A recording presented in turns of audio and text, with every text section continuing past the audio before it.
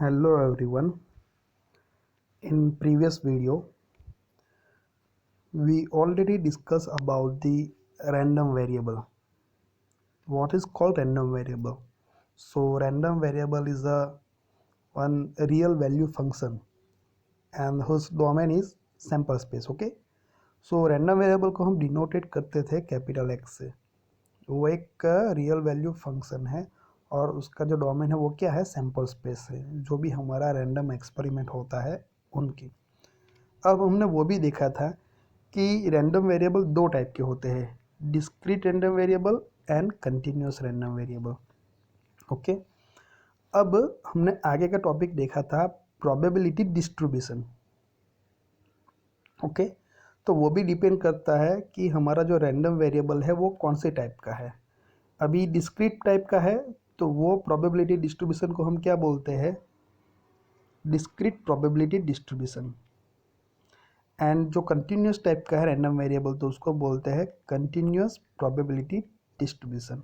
ये एग्जांपल भी यहाँ पे बताया है कि भाई डिस्क्रीट हो तो क्या आता है और कंटिन्यूस हो तो क्या आता है. अभी कंटिन्यूस डिस्क्रीट है तो देखो ये सभी जो वेरिएबल की जो वैल्यू है वो सेपरेट है. यहाँ पे at any instant of time we can find out the value of magnitude या तो probability distribution, okay, at that particular random variable. अब यहाँ पे जो है कंटिन्यूस में ऐसा आता है यानी वो विथ टाइम वो कंटिन्यूसली चलता रहता है. यहाँ पे क्या रहता है, वो सेपरेट रहता है. सो हमने प्रीवियस वीडियो में ऑलरेडी देखा था ये जो एग्जांपल है वो क्या है, डिस्क्रीट प्रोबेबिलिटी डिस्ट्रीब्यूशन का, और ये है कंटिन्यूस प्रोबेबिलिटी डिस्ट्रीब्यूशन. तो यहाँ पे मेन डिफरेंस क्या दिखता है, देखो रैंडम वेरिएबल पर का ही है. ये प्रोबेबिलिटी डिस्ट्रीब्यूशन तो यहाँ पे है ही दोनों में, लेकिन यहाँ पे रैंडम वेरिएबल देखो 0 1 2 3 है. सो 0 के लिए ये प्रोबेबिलिटी, 1 के लिए ये सेपरेट है सभी, तो उसको बोलते हैं डिस्क्रीट. अब यहाँ पे रैंडम वेरिएबल देखो ये क्या है, रेंज दी है 50 to 55, then 55 to 60. So this type of probability distribution is called continuous probability distribution because here our random variable are continuous type. getting? So ये दोनों में डिफरेंस है. आज हम देखेंगे अभी प्रोबेबिलिटी फंक्शन के बारे में कि भाई प्रोबेबिलिटी फंक्शन क्या है. अब वो दो टाइप का आता है. सिंपल मैं आपको बताता हूँ कि if random variable x, the real value function fx is such that probability of capital X equal to x equal to, we can write fx, it's called the probability function. Okay, so probability function fx gives the measure of probability for different value of x, say x1 x2 up to xn, means different value of capital x means random variable, उसकी बहुत सारी value है, मान लो कि x1 x2 up to xn. तो सभी random variable के लिए जो प्रोबेबिलिटी जो है वो कौन बताता है, हमारा प्रोबेबिलिटी फंक्शन. गेटिंग? सो यही है एक्चुअली, ये प्रोबेबिलिटी जो बताता है उसको ही हम बोलते हैं ना fx, वही एक प्रोबेबिलिटी फंक्शन है हमारा. अब वो दो टाइप का है, कौन कौन सी टाइप का है वो भी डिपेंड करता है कि हमारा रैंडम वेरिएबल कौन से टाइप का है, डिस्क्रीट है या कंटिन्यूस. मैं आपको शॉर्ट में बताता हूँ. जो डिस्क्रीट हो तो क्या आएगा, ये पहली type probability mass function, and ये जो कंटिन्यूस हो तो क्या आएगा, प्रोबेबिलिटी डेंसिटी फंक्शन. यानी यहाँ पे भी लिखा है देखो, function can be classified as a PMF, short में probability mass function, and second जो है वो PDF means probability density function. अब यहाँ पे भी लिखा है देखो प्रोबेबिलिटी मास फंक्शन में, if x is a discrete random variable then its probability function is discrete probability function and it's also called probability mass function. तो जो हमारा रैंडम वेरिएबल x है वो डिस्क्रीट टाइप का है. ओके, तो वो प्रोबेबिलिटी फंक्शन को क्या बोलते हैं, डिस्क्रीट प्रोबेबिलिटी फंक्शन और probability mass function. And if random variable capital X is continuous type, then the probability function is called the continuous probability function or probability density function। उसको short में बोलते हैं PDF. Getting? सो उस पर ही हमें याद रखना है, थोड़ा सिंपल सा याद रखना है क्या आता है वो। अब देखो प्रोबेबिलिटी मास फंक्शन के अंदर कंडीशन दी है दो, कि भाई यहाँ पे क्या है, प्रोबेबिलिटी फंक्शन सभी रैंडम वेरिएबल के लिए है। देखो ओके वो क्या आएगी, ग्रेटर और equal to zero. Okay, for all the random variable value of the probability function is always greater और इक्वल टू जीरो। लेकिन वो नेगेटिव में नहीं आएगी, जीरो या जीरो से अबव ही आएगी। एंड यहाँ पे डिस्क्रीट टाइप के रैंडम वेरिएबल है, तो हम क्या करेंगे, सभी का एडिशन करेंगे। ओके, यहाँ पे लिखा है देखो समेसन सभी का, तो वो आंसर क्या आएगा, ऑलवेज वन आएगा। सो हम वन आंसर आते हम बोल सकते हैं कि भाई प्रोबेबिलिटी का डिस्ट्रीब्यूशन है यहाँ पे। गेटिंग? चलो अब यहाँ पे दूसरा एक है, देखो प्रोबेबिलिटी डेंसिटी फंक्शन में हमने डेफिनेशन तो देखी, लेकिन कंडीशन देखे तो पहली कंडीशन सेम आएगी, for all value of random variable. Okay, या तो for all the random variable the value of probability function is always greater और इक्वल टू जीरो। ओके, अब एफ ऑफ एक्स ये भी लिख सकते हो, एफ ऑफ एक्स आई या पी ऑफ एक्स आई भी लिख सकते हो। यानी सेम ही है, तो वो सेम ही है कि उसकी जो प्रोबेबिलिटी की वैल्यू जो है सभी की, वो जीरो या जीरो से अबव होगी, नेगेटिव में नहीं आएगी। अब उसका हम टोटल करेंगे। अभी ये डिस्क्रीट था तो हमने समेसन कर दिया, ये सेपरेट था ना, तो सभी का समेसन कर दिया, तो उसका आंसर वन आया। लेकिन यहाँ पे क्या है, कंटिन्यूस है, डेंसिटी फंक्शन में ऐसा कंटिन्यूस है, तो उसको हमें इंटीग्रेट करना पड़ेगा, राइट। ये over the lower limit minus infinity to higher limit infinity. Getting? सभी का हम क्या करेंगे, उसको कंटिन्यूस है तो हम इंटीग्रेट कर देंगे, तो सभी वैल्यू का, तो हमें आंसर क्या मिलेगा, वन मिलेगा। और यहाँ पे एक याद रखो ये, कि कोई भी एक रेंज दी है, उसमें हमें ए टू बी के बीच में हमें फाइंड करना है, राइट। तो probability of a less than equal to b, क्या लिखेंगे, integration from a to b. किसका करना है, ये हमारा जो प्रोबेबिलिटी फंक्शन है उनका। ओके, तो रेंज क्या आएगी, ए टू बी आएगी, ये याद रखना। यहाँ पे लेस देन इक्वल टू कर देना। ओके, सो ये बात याद रखनी है हमें, बाकी कुछ है नहीं। चलो उसके बेस पे मैं एक छोटा सा एग्जांपल है वो बताता हूँ आपको पहले। देखो ये है,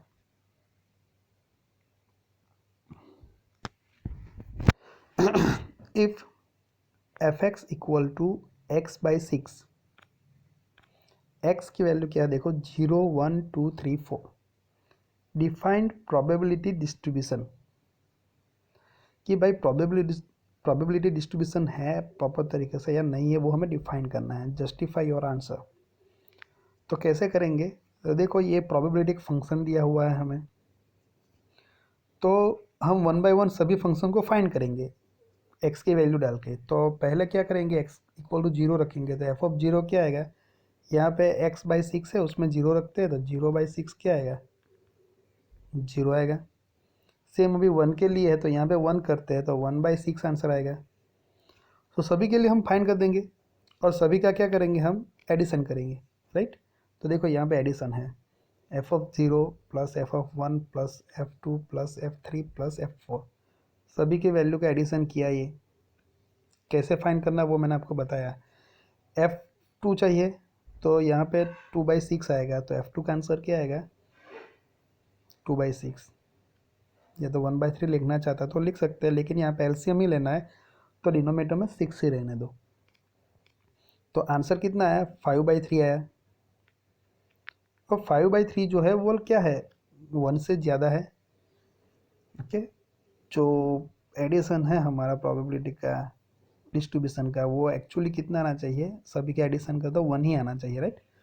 ग्रेटर देन 1 है तो हम बोल सकते हैं कि एफ एक्स जो भी यहाँ पे फंक्शन है वो is not of probability distribution. Getting 1 आता तो हम बोल सकते हैं कि भाई प्रॉपरली प्रोबेबिलिटी डिस्ट्रीब्यूट हुई है। अभी ग्रेटर देन 1 है तो नहीं है, राइट। सो विथ रीज़न हमें यहाँ पे लिखना है, वो 2017 में ये क्वेश्चन आया भी है। ओके चलो अब बात करते हैं हम नेक्स्ट टॉपिक के बारे में। सो यहाँ तक हमने देखा, अब बात करते हैं इनकी डिस्ट्रीब्यूशन फंक्शन के बारे में हमने देखा, तो हम अभी नेक्स्ट बात करेंगे कम्युलेटिव डिस्ट्रीब्यूशन फंक्शन। अभी इतना हमने देखा, देखो ये मैं बॉक्स बना रहा हूँ, इतना हमने देखा। ये जो पहली रो है, ये जो पहली रो है वो हमारे क्या है, रैंडम वेरिएबल बताती है एक्स। ये जो है वो क्या है, हमारा सिंपल सा प्रोबेबिलिटी डिस्ट्रीब्यूशन है। गेटिंग, या तो डिस्ट्रीब्यूशन फंक्शन बोलते हैं। ओके अभी ये डिस्क्रीट टाइप का है तो ये डिस्क्रीट टाइप का होगा।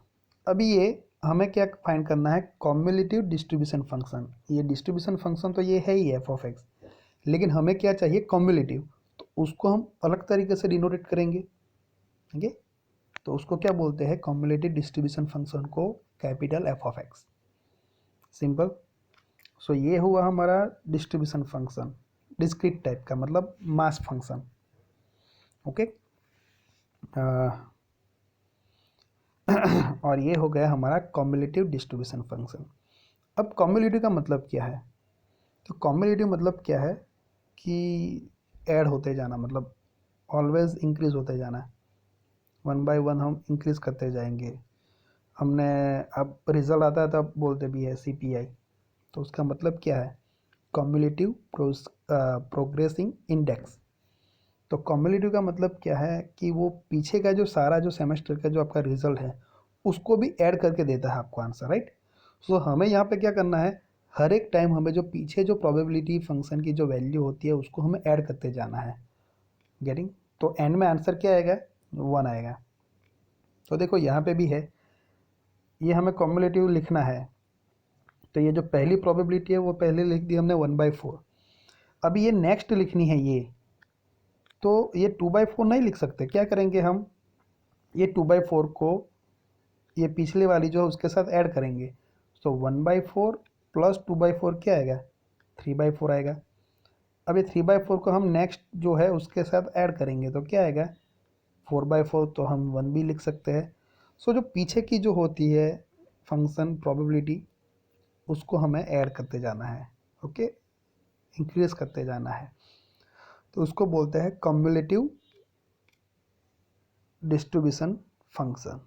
ये जो है वो उसको डिनोटेट किया है कैपिटल एफ ऑफ एक्स से।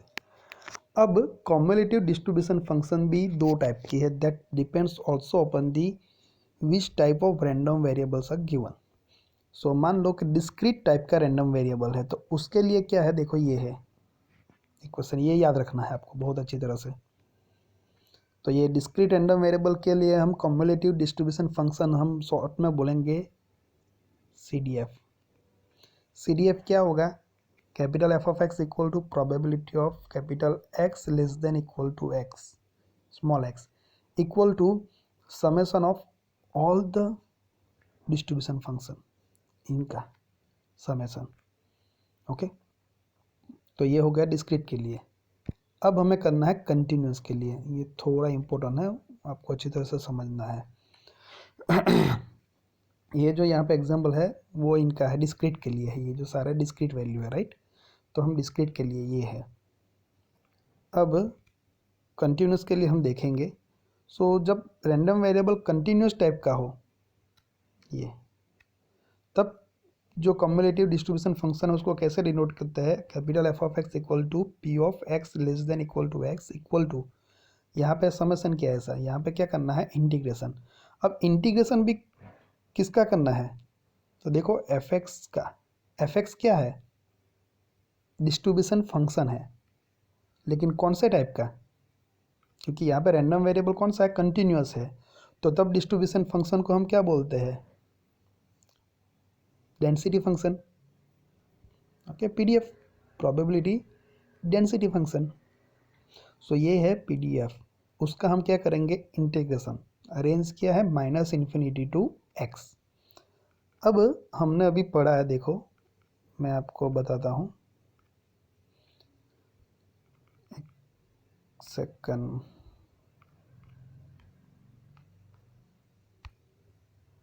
ये डेंसिटी फंक्शन में हमने ये पढ़ा, मैंने बताया आपको कि भाई probability of a less than equal to x less than equal to b हो तो हम ऐसे फाइंड कर सकते हैं। ओके, डेंसिटी फंक्शन हमने देखा है। अब वो कैसे आता है, देखो अभी मैं बोलूँ कि मुझे ये करना है, बस इतना चाहिए, तो मैं क्या लिख सकता हूँ?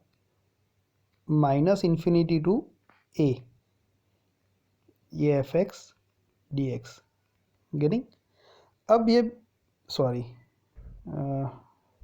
यहाँ पे क्या है? a, तो मैं यहाँ पे क्या लेता हूँ अभी? x less than equal to small x। तो ये a है, तो एक ही जगह पे मैंने यहाँ पे a लिखा, तो मैं लिख सकता हूँ -∞ टू x। यहाँ पे x है ना, x किसका करना है? जो डेंसिटी फंक्शन है उनका। तो आ गया इक्वेशन हमारा। ओके, सो ये इक्वेशन आ गया। बस हमें ये याद रखना है मेन।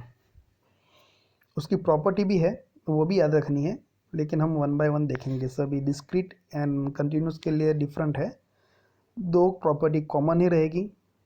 ओके, जो बाकी की जो प्रॉपर्टी है वो थोड़ी डिफरेंट है, लेकिन हम जब एग्जांपल करेंगे या आगे जब आएगा तब हम देखते जाएंगे वो।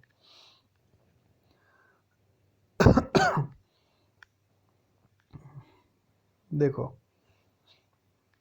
अभी यहाँ पे प्रॉपर्टी है,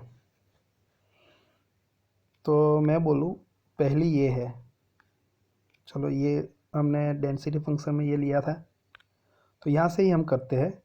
तो देखो ये है, उनको मैं इस तरह से लिख सकता हूँ। अभी मान लो कि मेरी जो है ये एक रेंज है -∞ टू ∞ है, उसमें मुझे a एंड b के बीच में हमें रेंज चाहिए, तो ये है a टू b इंटीग्रेशन। अब मुझे क्या है ना, उनको ही लिखना है a टू b को ही, लेकिन अलग तरीके से लिखो। देखो मैं इस तरह से लिख सकता हूँ -∞ to b f x d x -∞ to a। अब ये कैसे आया? तो देखो मुझे चाहिए तो a, तो मैं क्या लिखता हूँ? ये -∞ टू b लिखता हूँ। ओके, ये क्या होगा? इतना, ये -∞ स्टार्ट हुआ और b तक गया, तो -∞ टू b लिखा, और उसमें से मैं माइनस क्या करूँगा? -∞ टू a को। तो हमें मिलेगा क्या? ये मिल जाएगा a to b। Getting? So actually हमें तो चाहिए यही ना, जो फंक्शन है हमारा probability function, distribution function. Okay, density function उसको बोलते हैं, कंटिन्यूस है इसीलिए। A to b, a to b ही चाहिए, लेकिन मैंने इस तरह से लिखा है तो सेम ही आएगा। ओके, चलो अब ये जो चीज़ है उनको हम क्या लिख सकते हैं? ये हमने अभी पढ़ा ये कि ये -∞ टू x है, तो क्या लिखते हैं? Capital X less than equal to x लिखते हैं। तो सिमिलरली यहाँ पे हम क्या लिखेंगे? यहाँ पे x की जगह पे क्या है? b है, तो हम लिखेंगे p of capital X less than equal to b। यहाँ पे क्या है? a है, तो क्या लिखेंगे? ये लिखेंगे p of x less than equal to a। x की जगह पे क्या लिखेंगे? x, a लिखेंगे। तो ये क्या है हमारा? देखो यहाँ पे